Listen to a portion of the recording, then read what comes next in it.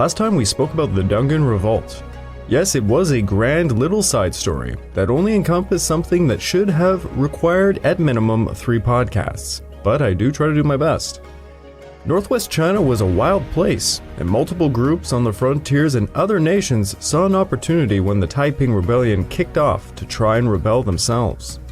Multiple Muslim groups and some foreign leaders like Yaqub Beg fought the Qing, the Russians, and other groups to try and consolidate control over key regions.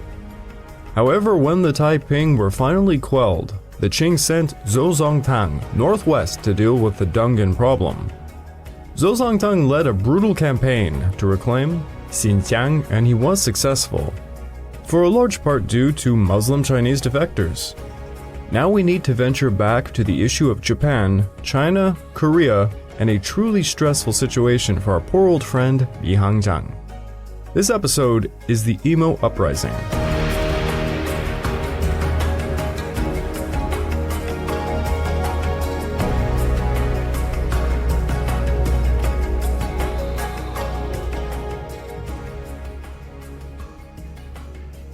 Welcome back to the Fall and Rise of China podcast. I'm your dutiful host, Greg Watson.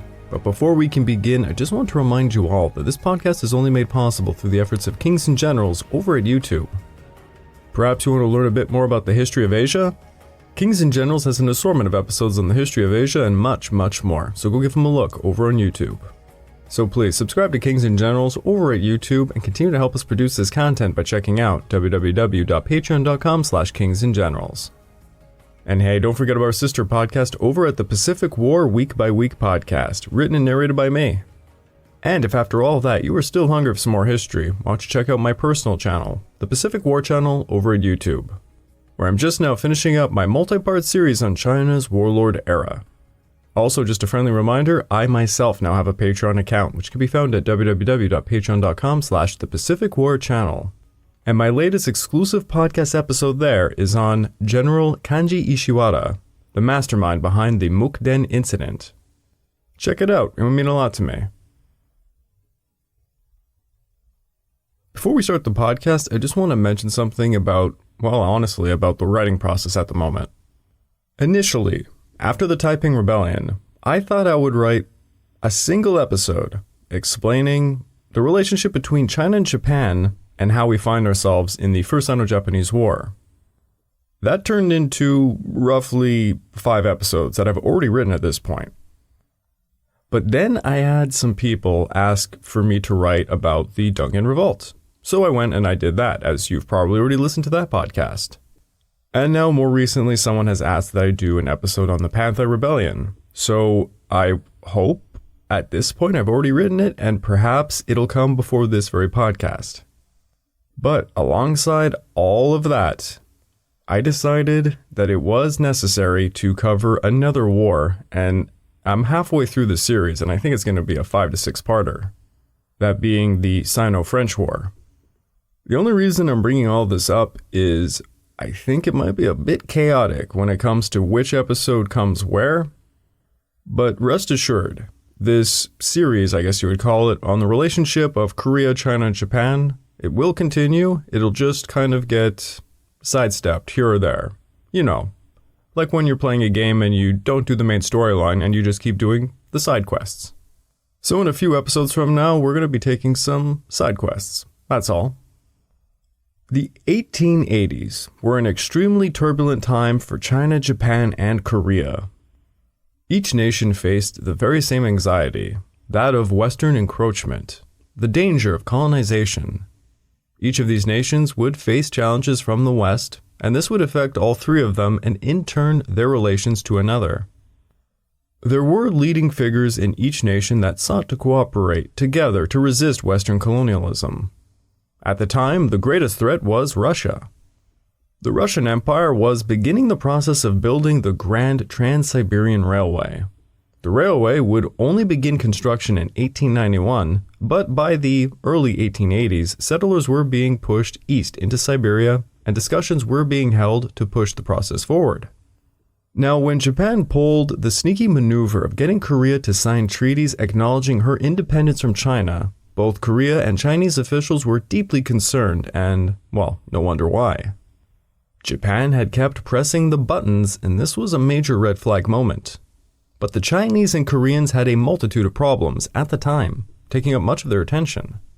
Thus, the Chinese and Koreans tried to ignore the implications of the Japanese treaties in the hopes they would be stamped down later, thus easing Japan back into a passive role. Now you might be asking yourself, why are the Chinese and Koreans backing down so much and allowing Japan basically to stomp all over them? And to put it simply, they had too much to deal with.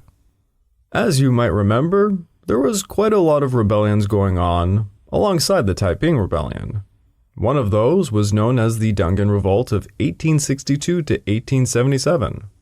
And as we all know now, that little guy was not such a little guy. Like I had said in my previous episode, if you go on Wikipedia and you look up the Dungan Revolt, you will notice a few things right off the bat. The first, most likely, would be the death toll, which was in the millions, possibly up to 21 million. It hit Shaanxi, Gansu, and Xinjiang provinces very hard.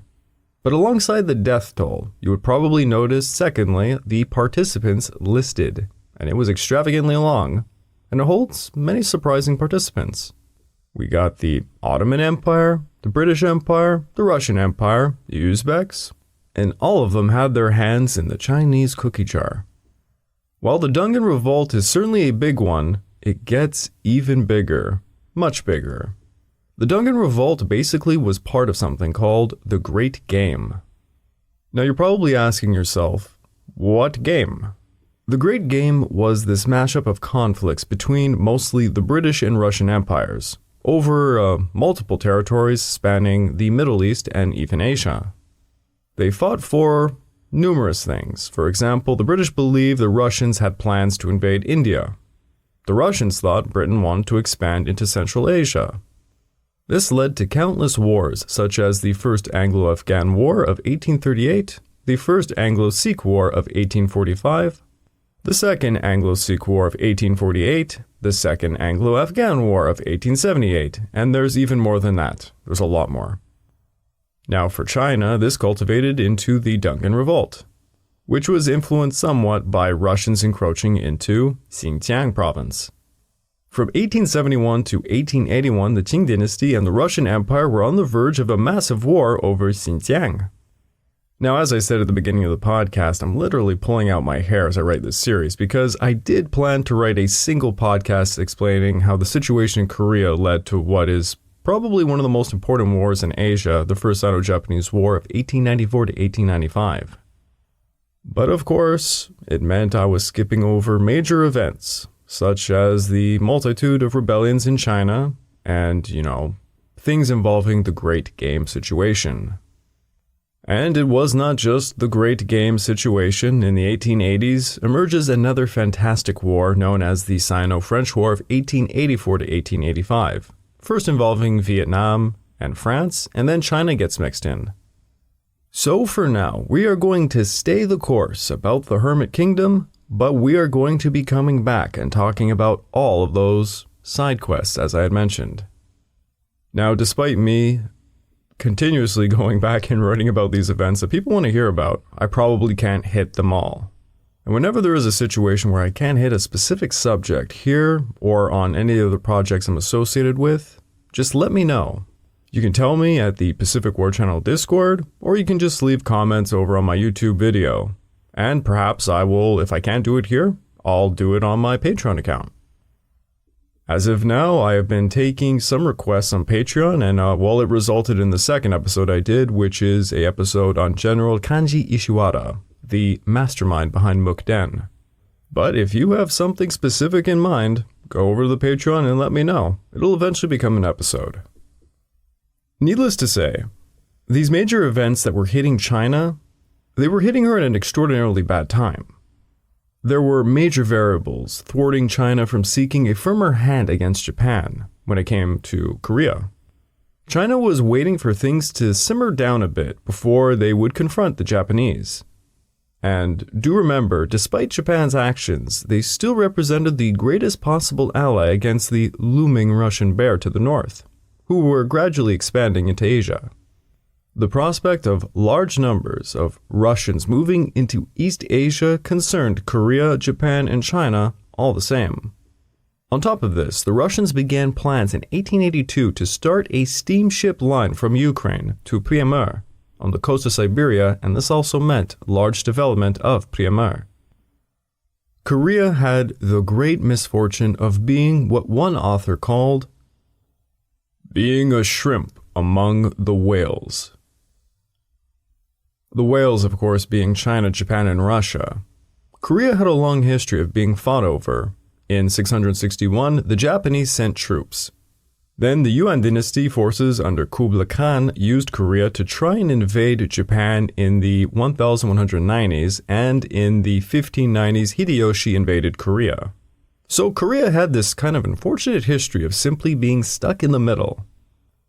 In 1882, China still held suzerainty over Korea. Well, from their point of view, the Japanese certainly did not see it that way. Korea was grasping at straws, trying to avoid conflict, but she was playing a game between two tigers. Now in 1881, Korea began expanding its relations with all three major players, Russia, China, and Japan. A while back, I mentioned that Korea sent Kim Hong-jip to Japan, and after his journey, he strongly suggested Korea send more envoys to learn more from Japan. In 1881, this led Korea to create the Gentlemen's Sightseeing Group. These were 12 young Koreans who went to Japan to learn more about the Meiji Restoration efforts. The mission was akin to Japan's Iwakura mission. The Koreans inspected administrative agencies, military facilities, educational facilities, and everything else that they could. The Koreans were very impressed by what they saw, and when they came back home, they sought ways to push Korea onto the same path as Japan's modernization efforts. Amongst the 12 gentlemen was one Kimok Kiun.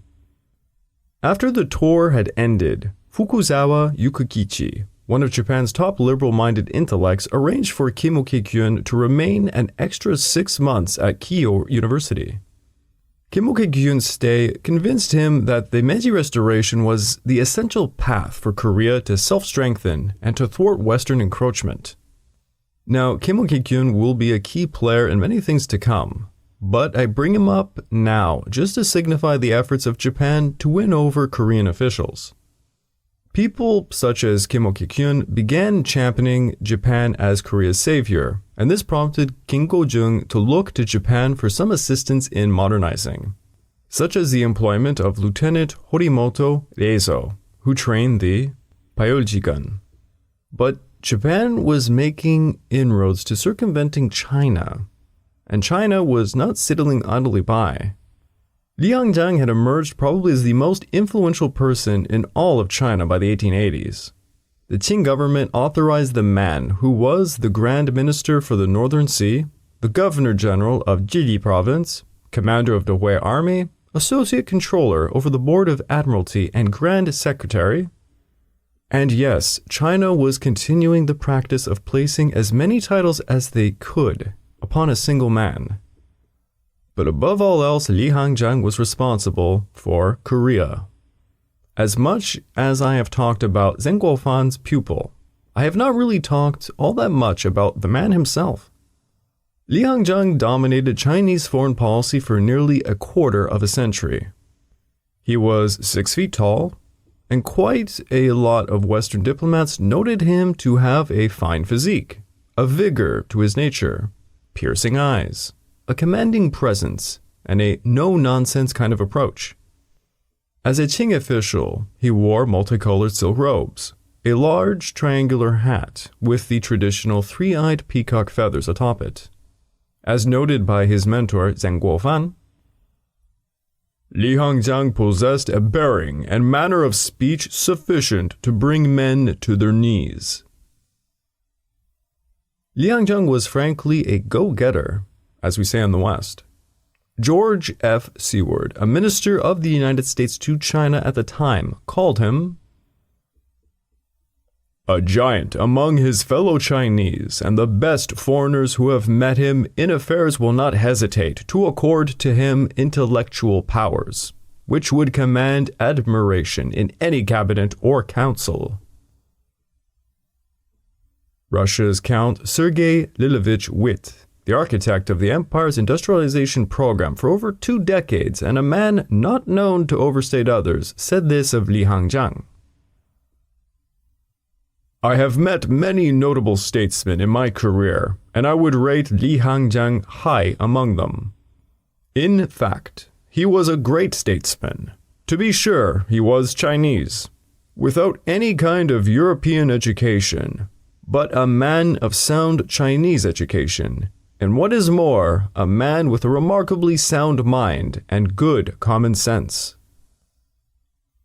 The socialist French newspaper, Le Siècle, called him the Yellow Bismarck.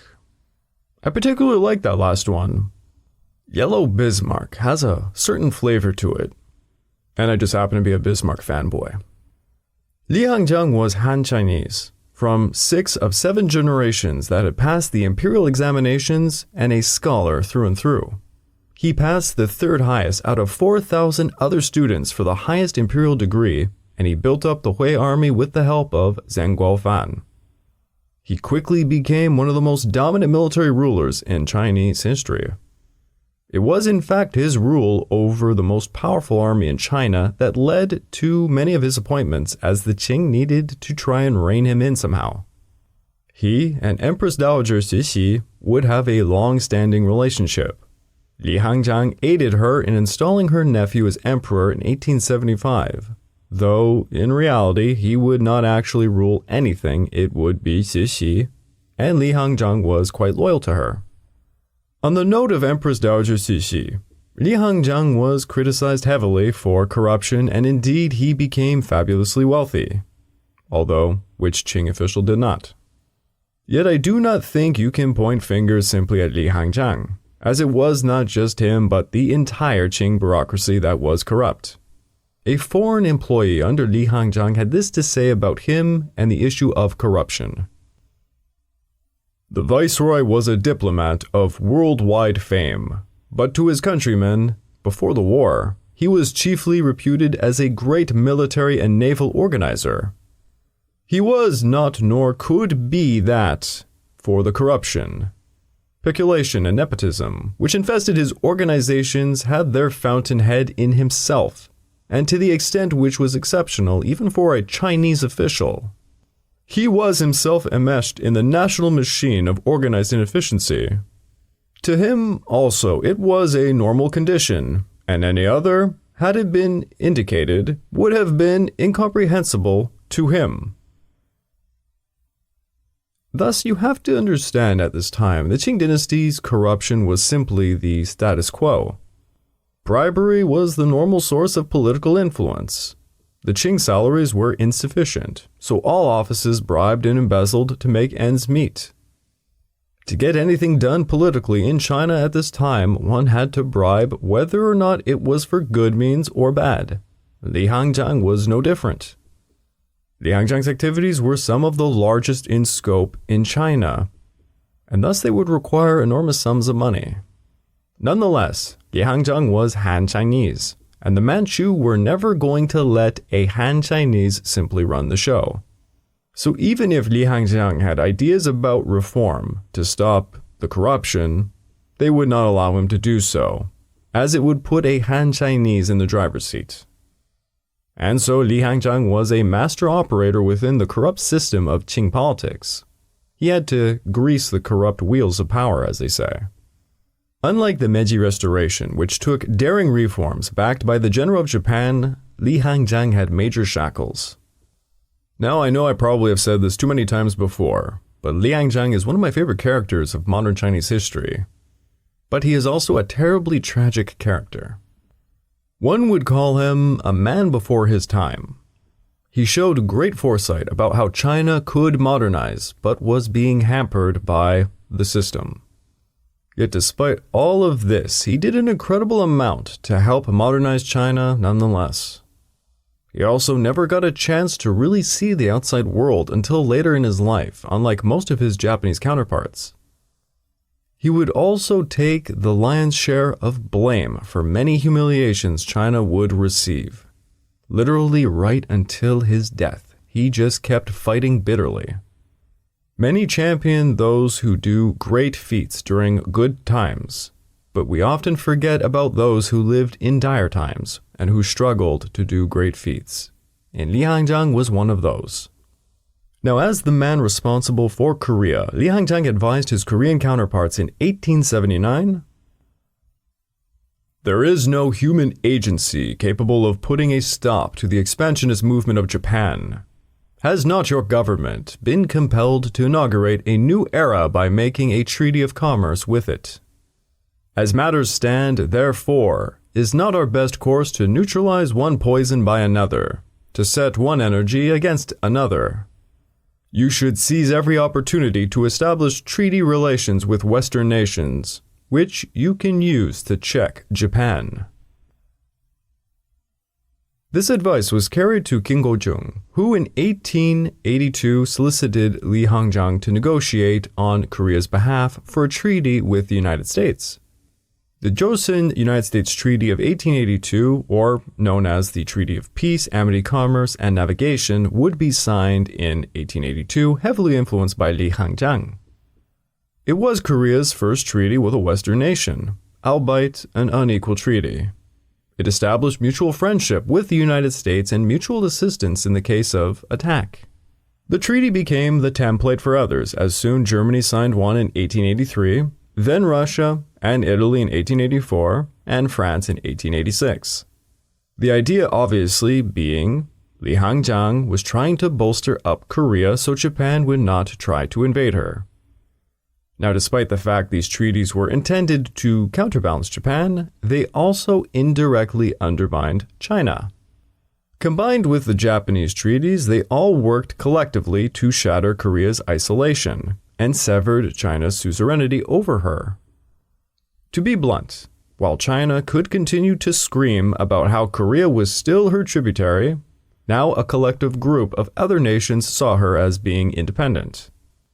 This also began a process of creating pro-Japanese and pro-Chinese factions within the Korean political system.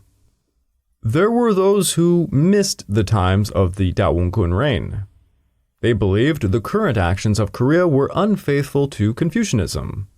And in 1882, a small problem would evolve into a larger one. Remember the Japanese military attaché, Lieutenant Horimoto Reizo? Well, in January of 1882, his work ended up reorganizing the existing 5-army garrison structure into the Muiyong, Palace Guards Garrison, and the Jangoyong, Capital Guards Garrison. By the way, I'll just say it here, I do apologize for probably mispronouncing a lot of these Korean terms. It is not a language I have any background in. But alongside that, he also created the Pyeolgi-gun, Special Skills Force, which was basically the yoke of a new modern Korean army. This is all fantastic and good fun. However, Korea held a very tight budget and was forced to reduce the number of her old-style troops. For those of you who know about the Satsuma Rebellion that occurred in Japan, here in Korea, a very, very similar event unfolded. In July of 1882, many Korean soldiers were retired against their will. They protested that for over a year after they were forced to retire, they had not received their back pay. 1,000 men, mostly the old and disabled, were let go, and they were not paid their stipends of rice for over 13 months. They began to protest, and who wouldn't? Hearing about this, King Gojong ordered that a month's allowance of rice should be given to the soldiers, and he directed one Min Gyum-ho, the overseer of the Joseon's government finances, to see to it.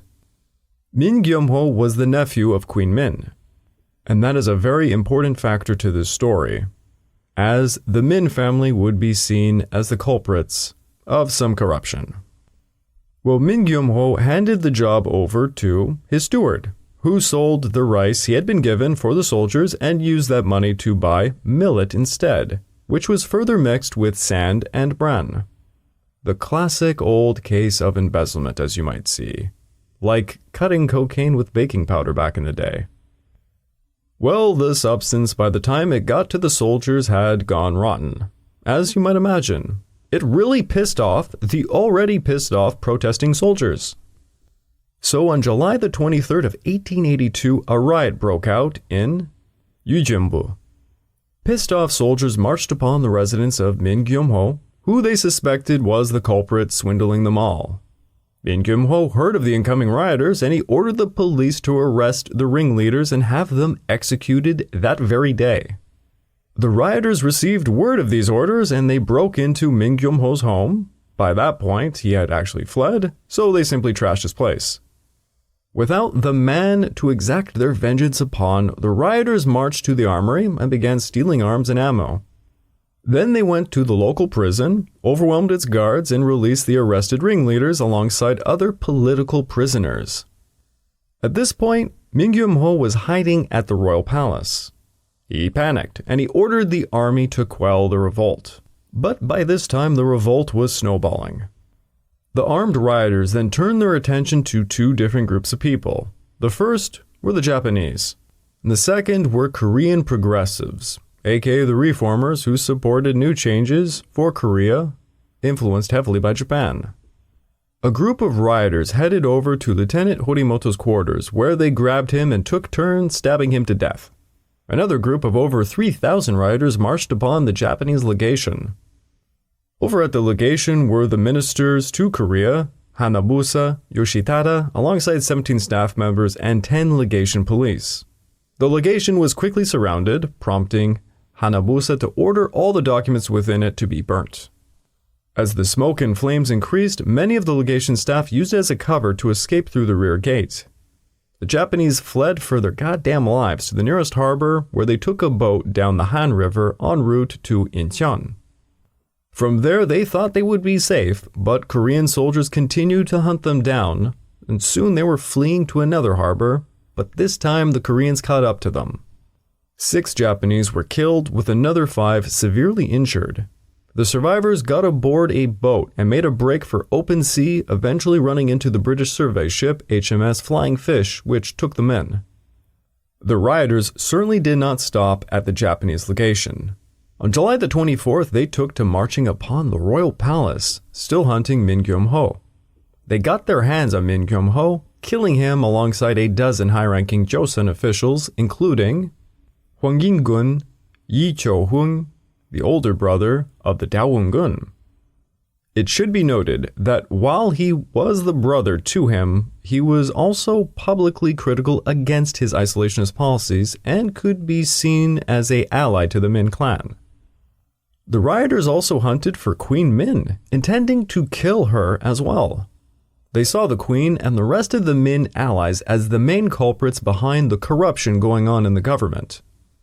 Queen Min managed to escape the palace, being carried literally away on a guard's back, dressed as a commoner.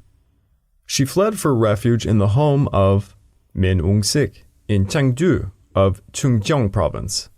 Meanwhile, the rioters managed to kill an official of the Min family, and the entire ordeal became known as the Soldiers' Riot of 1882, or the Imo Uprising. Now, the Imo Uprising was sort of a symptom of something else going on in Korea. I had mentioned previously that the Korean politics had created sort of a faction situation. It was not necessarily one side was pro-Chinese and the other was Japanese. A lot more was going on, but I will try to summarize it as best as I can. During the reign of the Daewon-gun, many of the Korean literati, the political, scholar, high-type society people, well, they considered a lot of what the Daewon-gun was doing to be unfaithful to Confucianism. However, when the Daewon-gun was kicked out, they began to see all these grand reforms and treaties emerging under King Gojong as being even worse. In fact, they never really saw it as King Gojong's, but rather that of Queen Min and her entourage of family members in high positions taking Korea to hell in a handbasket. During the Imo Uprising incident, there was a rather important figure amongst the rioting troops, Prince Wanin, the illegitimate son of Daewon-gun, and one of his concubines named Kaesong-wol. He was the older half-brother of King Gojong. Now, when the Daewon-gun was forcefully retired, he actually did not go out without a fight. He attempted a coup, which saw him getting deported to China, and this greatly upset Prince Wanin. But he bid his time, entering the Korean military as a low-ranking officer. When the rioters struck, the Daewongun had sent agents to instigate them, one of which was Prince Wunun. It seems that Daewongun was trying to replace King Gojong with his illegitimate son, but the riots failed, of course.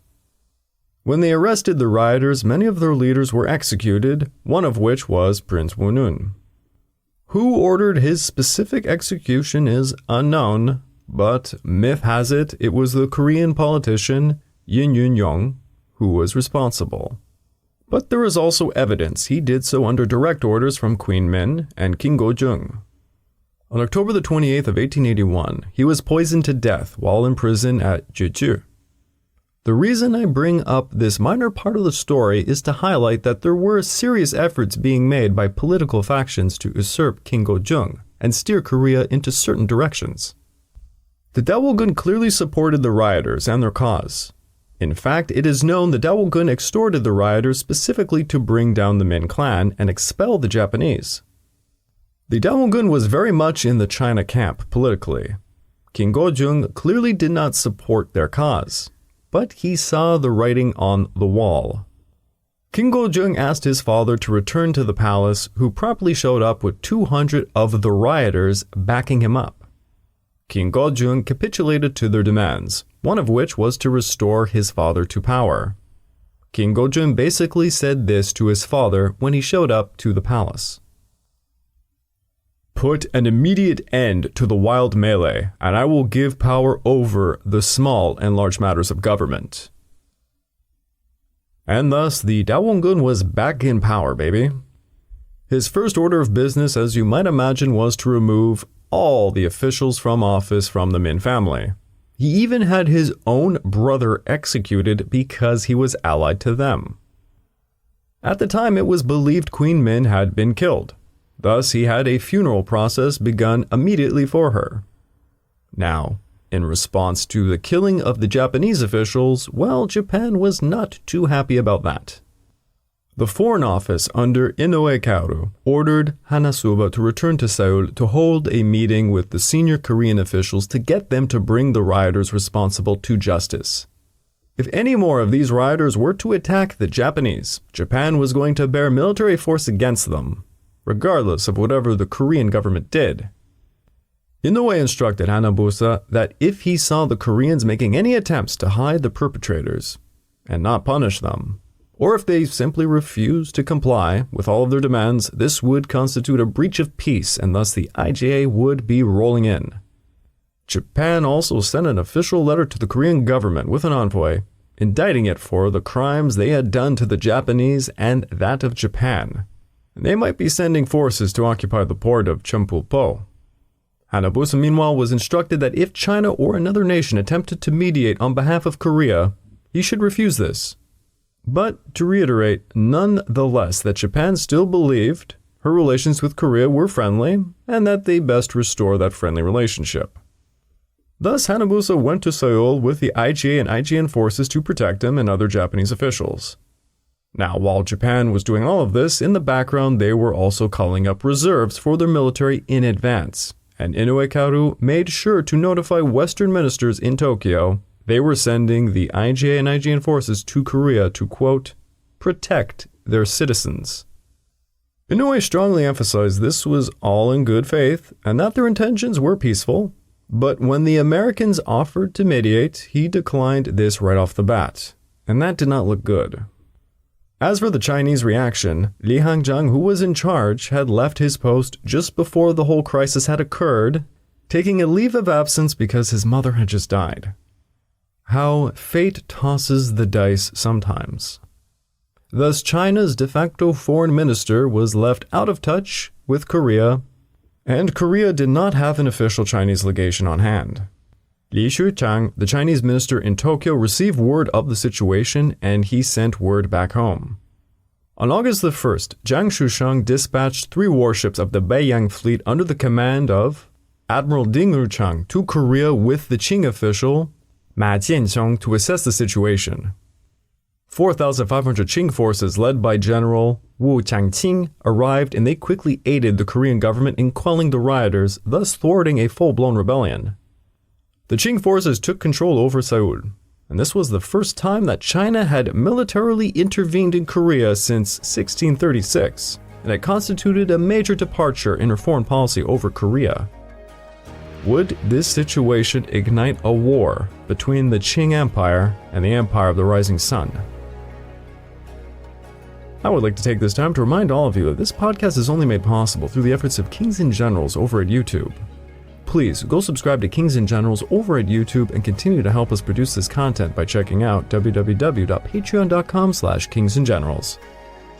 And hey, don't forget about our sister podcast over at the Pacific War Week by Week podcast, written and narrated by me. And if after all that you still want some more history, why don't you check out my personal channel, the Pacific War channel over at YouTube. I happen to have a two-parter on the First Sino-Japanese War, which covers a large part of what's going on in Korea that we're talking about right now. So if you like imagery and a whole lot of Korean pop drama clips from a rather funny show, go over there and check it out. It is entertaining, I assure you.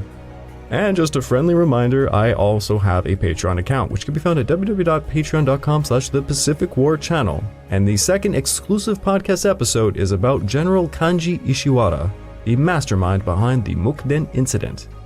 Check it out, it'll mean a lot to me. The Imo Uprising was going to escalate things for China, Japan, and Korea, simply boiling the pot of war, gradually over time. How long could the diplomats and the politicians keep the rattling of sabers of war at bay?